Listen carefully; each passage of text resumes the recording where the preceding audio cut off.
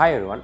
நம்ம இன்னைக்கு பார்த்துருக்க சீரிஸ் வந்து டூ இட் யுவர்செல்ஃப் சீரிஸ். இந்த சீரிஸோட நோக்கம் என்னென்னா, நம்ம கஸ்டமர் சைடில் என்னெல்லாம் சின்ன சின்ன ப்ராப்ளம்ஸ் பார்க்குறோம், அதை எப்படி சால்வ் பண்ணுறோம்னா. ஸோ இன்னையோட ப்ராப்ளம் என்ன பார்க்கணும்னா, கஸ்டமர் சைட்லேருந்து ஒரு கம்ப்ளைண்ட் நான் போட்டு ஒரே நாளில் வந்து க்ளாசெட் இறங்கிருச்சுன்னு. ஸோ இதை போய் நம்ம சைட்டில் போய் பார்த்தா என்ன ப்ராப்ளம் ஆயிருக்குன்னா, ஸோ எல்லா க்ளாசெட்லேயும் இந்த மாதிரி வந்து இது வால் மவுண்டட் க்ளாசெட். ஸோ இந்த மாதிரி வந்து ரேக் போல்ட் வரும். இந்த ரேக் போல்ட் வந்து எப்போதுமே ஃபுல் லென்த், ஏன்னா சைட் கண்டிஷன்ஸ் என்னன்னு தெரியாதுனா ஃபுல் லென்த்துக்கு வரும். பட் இதை யூஸ்வலாக சைட்டில் ஃபிக்ஸ் பண்ணதுக்கப்புறம் இதை கட் பண்ணிட்டு தான் க்ளாசெட் ஃபிக்ஸ் பண்ணணும். பட் அந்த சைடில் நம்ம பார்த்தோம்னா என்னென்னா, கட்டே பண்ணாமல் அந்த ப்ளம்பர் வந்து அப்படியே ஃபிக்ஸ் பண்ணிட்டாங்க. ஸோ அதில் பார்த்தீங்கன்னா வாலுக்கும் க்ளாசெட்டுக்குமே கிட்டத்தட்ட ஒரு 1/2 இன்ச்சு 3/4 இன்ச்சு வந்து ஸ்பேஸ் இருந்துச்சு. ஸோ இந்த ஸ்பேஸ் இருந்ததுனால ஓவர் ஹேங்கிங்கில் இருந்துச்சு. ஸோ கஸ்டமர் உட்காந்தவுடனே அது இறங்கிருச்சு. ஸோ இதான் வந்து ப்ராப்ளம். ஸோ நம்ம என்ன பண்ணணும்னா, இதை வந்து எடுத்துகிட்டு அதை கட் பண்ணிவிட்டு கரெக்ட் சைஸுக்கு போடணும். ஸோ இதை எப்படி பண்ணுறோன்றது தான் அந்த சீரிஸ். ஃபஸ்ட்டு வந்து நம்ம வந்து சீட் கவர் எடுத்துடுவோங்க. சீட் கவர் எடுத்ததுக்கப்புறம் என்ன பண்ணணும்னா, நம்ம வந்து இந்த ரேக் போல்ட்டை வந்து க்ளாசெட்டில் மேலே ஆலன் ஸ்க்ரூ வச்சு பண்ணியிருப்பாங்க. இந்த மாதிரி வந்து இது. ஸோ அது யூஸ்வலாக அந்த டாப்லேயும் இருக்கும், கீழேயும் ஆக்சஸ் பண்ணலாம். ஸோ எங்களோட ரெக்கமெண்டேஷன் எப்போதுமே வந்து டாப் ஆக்சஸில் வந்து ஆலன் ஸ்க்ரூ செட் பண்ணியிருந்தாங்கன்னா அன்ஸ்க்ரூ பண்ணுறது, இந்த மாதிரி வந்து ரிப்பேர் ஒர்க் பண்ணுறது வந்து ஈஸியாக. ஸோ எங்களோட ரெக்கமெண்டேஷன் எப்போதுமே டாப்லேருந்து ஆக்சஸ் பண்ணுற மாதிரி இருக்கிறது தான் பெட்டர்.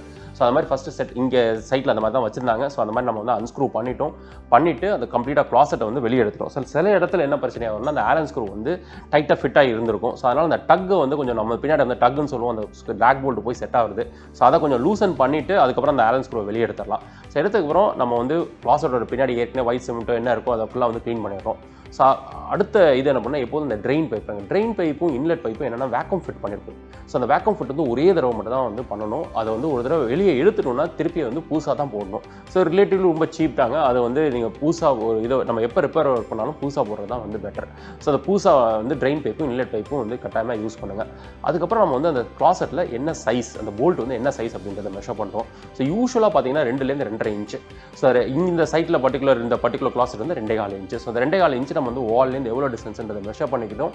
அதே மாதிரி அந்த ரேக் போல்ட்டை எவ்வளோ தூரம் இப்போ வந்து வால்லேருந்து வெளியே இருக்குது அப்படின்றத மெஷர் பண்ணி இந்த ரேக் போல்ட்டை ஆக்சுவலாக கட் பண்ணிடுறோம். ஸோ கட் பண்ணிவிட்டு அதுக்கப்புறம் என்ன பண்ணுறோம்னா, ட்ரெயின் பைப்பும் இதே ப்ராப்ளம் இருக்குங்க. ட்ரெயின் பைப்பும் பார்த்தீங்கன்னா ஆக்சுவலாக சைட் கண்டிஷன்ஸ் இல்லை க்ளாசெட் கண்டிஷன்ஸ் அந்த மாதிரி பெருசாக தான் கொடுத்துருப்பாங்க. ஸோ ட்ரெயின் பைப்பையும் நம்ம வந்து மார்க் பண்ணி, இன்லெட் பைப் ரெண்டையுமே மார்க் பண்ணி வந்து ஆக்சுவலாக கட் பண்ணணும். ஸோ ட்ரெயின் பைப் ஜென்ரலாக பார்த்தீங்கன்னா அந்த ரேக் போல்ட்டோட வந்து ஒரு 1 இன்ச்சு வந்து அதிகமாக இருக்கும். பட் அந்த சைட்டில் நீங்கள் என்ன வந்து ஆக்சுவல் மெஷர்மெண்ட் எடுத்துகிட்டு அதை கட் பண்ணுறது தான் வந்து அட்வைசபிள். ஸோ ஒவ்வொரு இடத்துலையும் நம்ம வந்து கரெக்டாக மெஷர்மெண்ட் எடுத்து தகுந்த மாதிரி வந்து கட் பண்ணணும்.